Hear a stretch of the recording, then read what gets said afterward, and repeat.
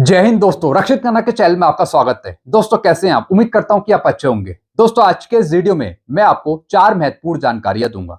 जैसे कि दोस्तों आप पीछे बोर्ड पे देख रहे हैं, कौन सी 4 जानकारियां मैं आपको देने वाला हूं। सबसे पहले मैं आपको उसकी जानकारी दे देता हूं।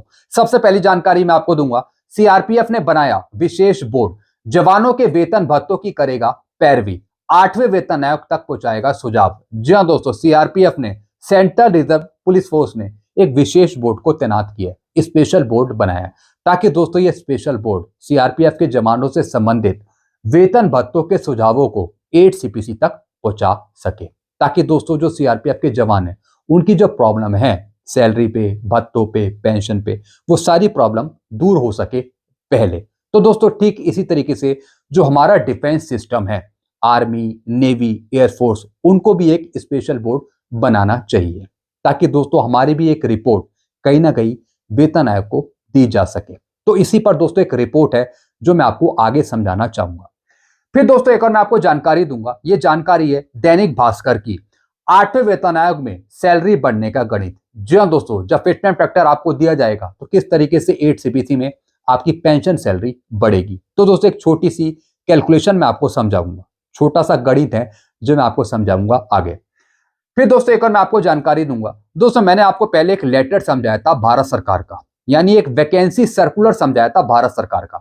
मैंने आपको बताया था कि भारत सरकार ने एक लेटर जारी करा है 8 सीपीसी के वैकेंसी सर्कुलर से संबंधित। और दोस्तों ये लेटर जारी करा था 8 सीपीसी के डायरेक्टर ने। मैंने आपको बताया था कि भारत सरकार को, वेतन आयोग को कुछ अधिकारियों की जरूरत है, सिविल के अधिकारियों की। और जब तक दोस्तों ये अधिकारी नियुक्त नहीं होते, जब तक 8 सीपीसी पर काम शुरू नहीं होगा। तो दोस्तों मैंने आपको यह बताया था। लेकिन दोस्तों सोशल मीडिया पे कुछ चैनल्स हैं जिनके द्वारा बताया जा रहा है कि 8 सीपीसी पर काम शुरू हो गया है। इस लेटर के संदर्भ में कार्यालय दे दिया गया है, ऑफिस मिल चुका है, 8 सीपीसी पर काम शुरू हो गया है, जल्द मिल जाएगा 8 सीपीसी, ऐसा कुछ बताया जा रहा था। लेकिन दोस्तों ऐसा है नहीं। जी हाँ दोस्तों, भारत सरकार की एक एजेंसी है जिसका नाम है प्रेस इंफॉर्मेशन ब्यूरो, उन्होंने क्लैरिफाई कर दिया है। जी हाँ दोस्तों, उन्होंने बता दिया कि सोशल मीडिया पे कुछ अफवाहें फैलाई जा रही हैं, गलत जानकारियां दी जा रही हैं इस लेटर के संदर्भ में या फिर फिटमेंट फैक्टर के संदर्भ में। ऐसा कुछ भी नहीं है। अभी 8 सीपीसी पर कोई काम शुरू नहीं हुआ है। जब तक इन अधिकारियों की नियुक्ति पूरी नहीं कर ली जाती, जब तक 8 सीपीसी पर काम शुरू नहीं होगा। जब ये अधिकारी नियुक्त हो जाएंगे तब दोस्तों ये काम करेंगे 8 सीपीसी पर चेयरपर्सन के साथ या फिर मेंबर्स के साथ। तो दोस्तों इसी पर मैं खुलासा करने वाला हूं।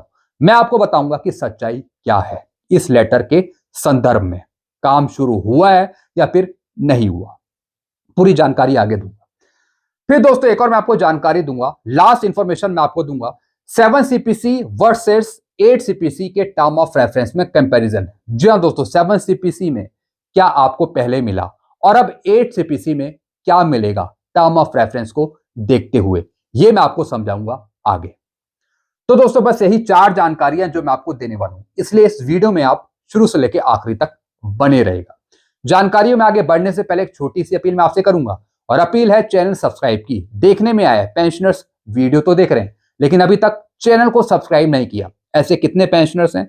बहुत कम पेंशनर्स हैं, सिर्फ 34%। तो दोस्तों मैं आपसे अपील करता हूं, जितने पेंशनर्स ने अभी तक चैनल को सब्सक्राइब नहीं किया, वो पेंशनर्स फटाफट सबसे पहले चैनल को सब्सक्राइब कर लीजिए, ताकि आपको बेहतरीन जानकारियां, सटीक जानकारियां आपको तुरंत मिल पाए। चैनल सब्सक्राइब करने के आपको एक भी पैसे नहीं देने, सब कुछ आपके लिए फ्री में है। तो फटाफट सबसे पहले आप क्या करेंगे, वीडियो को भी देखने से पहले आप क्या करेंगे, चैनल को सब्सक्राइब। चैनल का नाम है रक्षित खन्ना। चलते हैं दोस्तों सबसे पहली जानकारी की तरफ। पहली जानकारी मैं आपको दूंगा 8 सीपीसी के बारे में। सीआरपीएफ ने, यानी सेंट्रल रिजर्व पुलिस फोर्स ने बनाया विशेष बोर्ड, स्पेशल बोर्ड, जवानों के वेतन भत्तों की करेगा पैरवी, 8वें वेतन आयोग तक पहुंचाएगा सुझाव। जी हाँ दोस्तों एक बोर्ड बनाया गया है सीआरपीएफ के द्वारा, सेंट्रल रिजर्व पुलिस फोर्स के द्वारा। और क्यों बनाया गया है ये बोर्ड?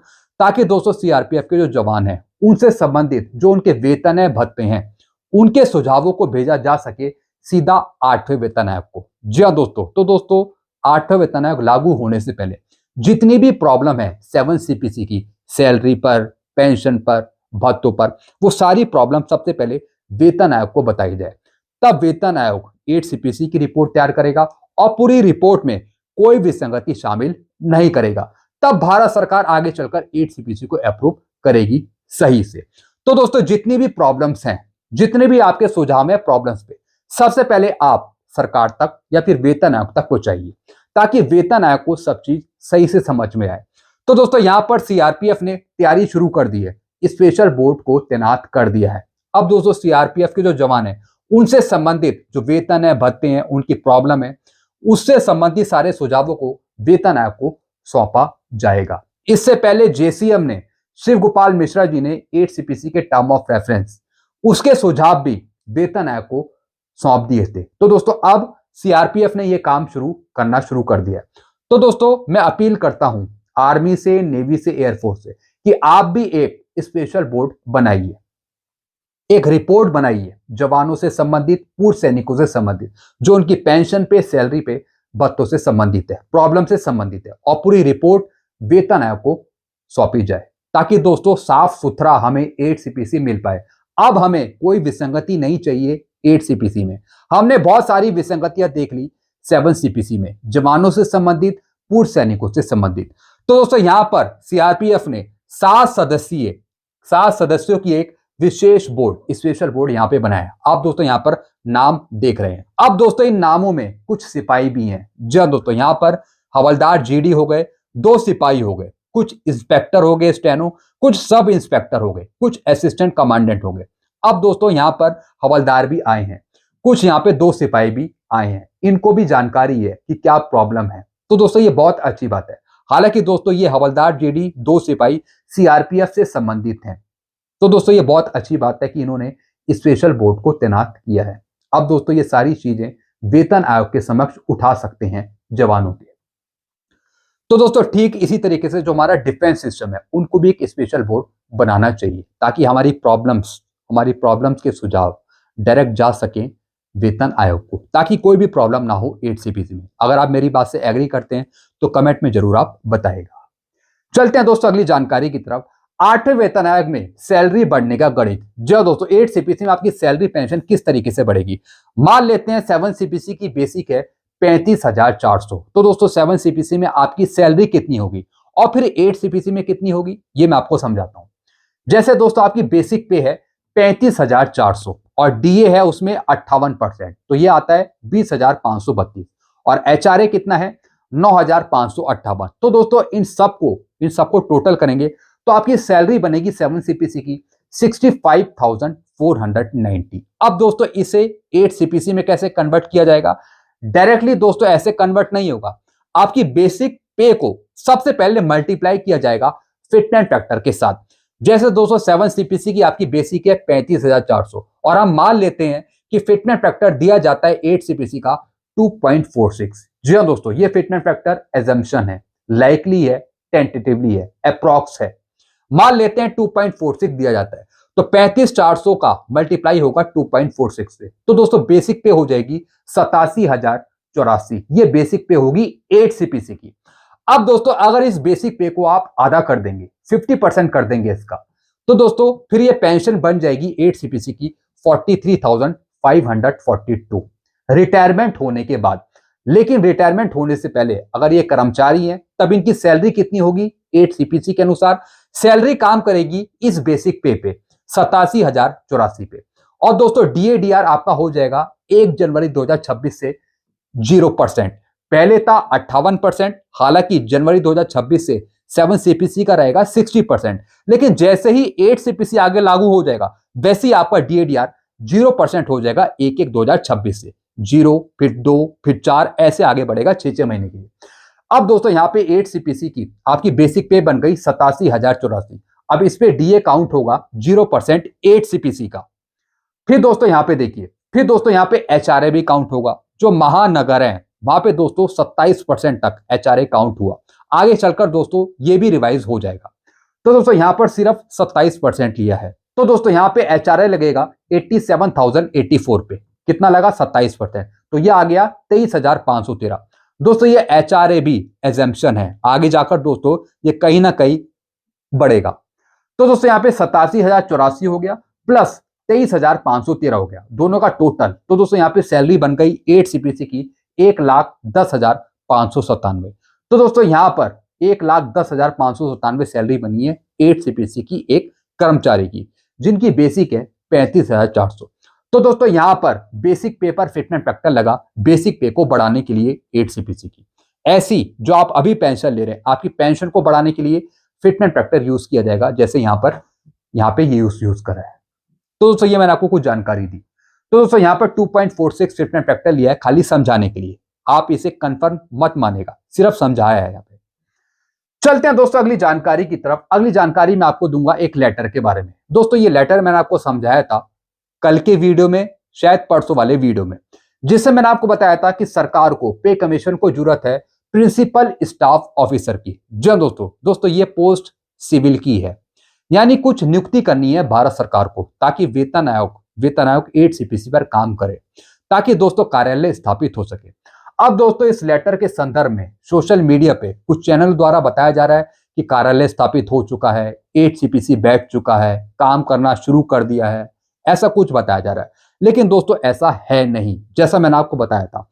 दोस्तों ऐसे यहां पर कुछ जानकारी शेयर हुई है। यहां पे क्या बताया गया है, 8वें वेतन आयोग के उपयोगिता कारक के बारे में अविश्वसनीय जानकारी फैलाना बरामद है। जी हाँ दोस्तों, सोशल मीडिया पे कुछ गलत जानकारी दी जा रही है, गलत अफवाहें उड़ाई जा रही हैं। समिति का गठन अभी हुआ है, काम अभी शुरू नहीं हुआ। जी हाँ दोस्तों, आप दोस्तों यहां पे देख रहे हैं ये सरकारी तंत्र है जिनके द्वारा ये जानकारी दी गई है, सही जानकारी दी गई है कि समिति का गठन अभी हुआ है, यानी 8 CPC के गठन की मंजूरी मिल चुकी है, 8 CPC के टर्म ऑफ रेफरेंस जारी हो चुके हैं, लेकिन अभी तक काम अभी शुरू नहीं हुआ। तो दोस्तों आप यहां पे देख रहे हैं, मैं दूध का दूध और पानी का पानी यहां पे कर रहा हूं, सच्चाई बता रहा हूं, जो मैंने आपको पहले बताया था कि काम अभी शुरू नहीं हुआ। प्रत्येक वेतन आयोग मौजूदा परिस्थितियों के आधार पर उपयोगिता कारक निर्धारित करने के लिए एक्वायर्ड सूत्र और अन्य विधियों का उपयोग करता है।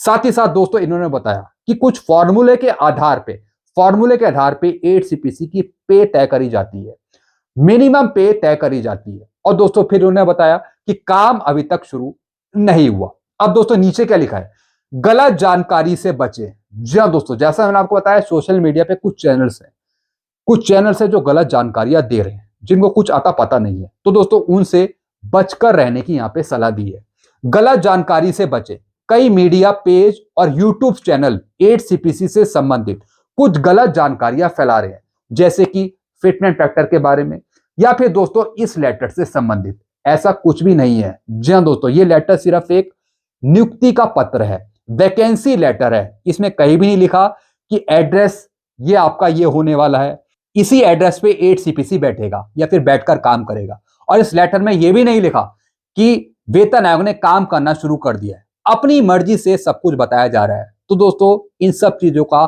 खंडन किया है इस जानकारी ने, जो मैंने आपको यहाँ पे दिखाई है। तो दोस्तों इसकी जानकारी मैंने आपको कल भी दे दी थी कि अभी सिर्फ अपॉइंटमेंट हो रहे हैं, नियुक्तियां मांगी जा रही हैं सरकार के द्वारा, वेतन आयोग के द्वारा। तो दोस्तों ये लेटर था 8 CPC के डायरेक्टर के द्वारा लिखा हुआ। तो दोस्तों जब ये नियुक्तियां पूरी हो जाएंगी, जब नियुक्ति पूरी हो जाएंगी, तब असली काम शुरू होगा 8 CPC में। तो आप मान के लेके चलिए 2027, 28, 29 के बीच में आपको 8 CPC मिलेगा। कुछ यूट्यूब चैनल से बताया जा रहा है कि 2026 के एंड तक 8 CPC आपको मिल जाएगा, 2026 में ही आपको फिटमेंट फैक्टर दे दिया जाएगा। दोस्तों ऐसी अफवाहों पर ध्यान मत दीजिए। इस लेटर में कहीं भी नहीं लिखा कि यही एड्रेस होने वाला है जहां पर 8 CPC बैठकर काम करेगा या फिर काम शुरू हो चुका है। ऐसा कहीं भी इसमें नहीं लिखा। अपनी तरफ से बातें बनाई जा रही हैं, अपनी तरफ से कहा जा रहा है। तो दोस्तों आपको बचकर रहना है, ऐसे यूट्यूब चैनल से बच के रहना है आपको, जो आपको गुमराह कर रहे हैं या फिर अफवाहें उड़ा रहे हैं। थोड़ा बच के रहिए, क्योंकि दोस्तों मैं भी एक पेंशन डिपार्टमेंट में हूं, मेरे को पता रहता है कि कौन झूठ बोल रहा है या फिर कौन सही बोल रहा है। तो दोस्तों आपको सतर्क रहने की सलाह मैं आपको देता हूं, थोड़ा बच के रहिए, थोड़ा बच के। चलते हैं दोस्तों अगली जानकारी की तरफ। अगली जानकारी मैं आपको दूंगा 7 CPC वर्सेस 8 CPC के टर्म ऑफ रेफरेंस में कंपैरिजन। जी हाँ दोस्तों, 7 CPC जो आपको मिला उसमें आपको क्या मिला, और अब 8 CPC जो आपको मिलेगा उसमें आपको क्या मिलने वाला है। थोड़ा टर्म ऑफ रेफरेंस में थोड़ा मैं आपको कुछ चीजें समझा देता हूं दोनों के बारे में, 7 CPC और 8 CPC के बारे में। टर्म ऑफ रेफरेंस में इंप्लीमेंटेशन डेट का कोई जिक्र नहीं। जी हाँ दोस्तों, टर्म ऑफ रेफरेंस जो निकाले गए उसमें इंप्लीमेंट डेट मेंशन नहीं है कि कब से लागू होगा 8 सीपीसी। इंटरिम रिलीफ का कोई प्रोविजन नहीं। जी हाँ दोस्तों, जो इंटरिम रिलीफ है, अंतरिम राहत है, उसका भी जिक्र नहीं है टर्म ऑफ रेफरेंस में। 7 सीपीसी के टर्म ऑफ रेफरेंस से भी ज्यादा रिस्ट्रिक्टिव है। जी हाँ दोस्तों, 7 सीपीसी के टर्म ऑफ रेफरेंस थोड़े इजी थे समझने के लिए, लेकिन 8 सीपीसी के टर्म ऑफ रेफरेंस थोड़े मुश्किल भरे हैं समझने के लिए। जी हाँ दोस्तों, यानी दोस्तों रिस्ट्रिक्टिव है। ऐसा लगता है कि कुछ चीजें आपकी रोक ली जाएंगी 8 सीपीसी में।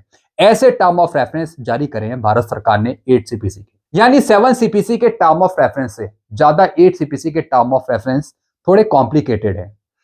फिर दोस्तों फिस्कल डिसिप्लिन पर ज्यादा फोकस, मतलब सैलरी बढ़ाने में कंजूसी होगी। जी हाँ दोस्तों, यानी 8 सीपीसी के टर्म ऑफ रेफरेंस में कहीं ना कहीं फिस्कल डिसिप्लिन के बारे में ज्यादा फोकस करा है, यानी अगर आप परफॉर्म करेंगे तब आपकी सैलरी ज्यादा बढ़ेगी। ऐसा कुछ है 8 सीपीसी के टर्म ऑफ रेफरेंस में, यानी परफॉर्मेंस के आधार पे फिस्कल डिसिप्लिन, ऐसा कुछ है।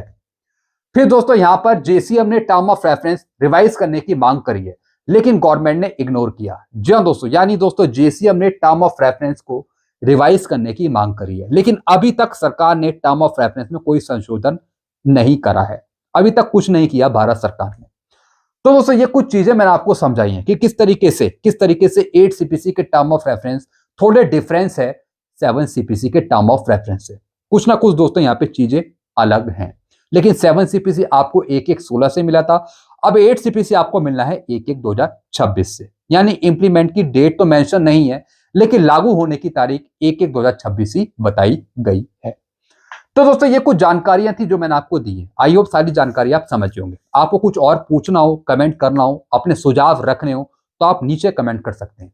ऐसी जानकारियां आपको मिलती रहेंगी। तो सारी सच्चाई जानने के लिए, लेटरों के आधार पे सही जानकारियां पाने के लिए आप सबसे पहले चैनल को सब्सक्राइब कर लीजिए। चैनल का नाम है Rakshit Khanna. Thank you so much.